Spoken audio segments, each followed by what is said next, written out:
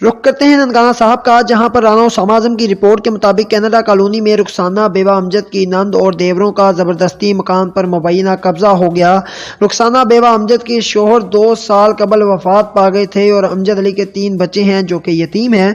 तफसीलात के मुताबिक मकान जिसमें वो रहाइश पजीर है वो मकान उनके शोहर के नाम पर है, जिसका साम उनके पास मौजूद है।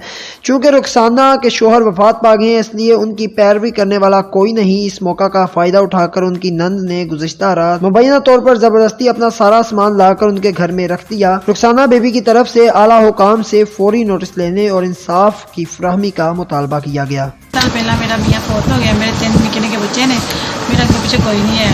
इन्होंने आके मेरे को मकान खोलिया तो मैंने जाती भी की, मैंने मारिया कुटिया भी है। तो आके इन्होंने देखा कि मेरा अगे पिछे कोई नहीं है, तो इन्होंने कब्जा कर दिया पे मेरे तो, मैंने मार दिया कुट दिया भी ने, तो मेरे जाती कर दिया ने। फिर मेहरबानी कि मैंने इधर इंसाफ दिलाया जाए।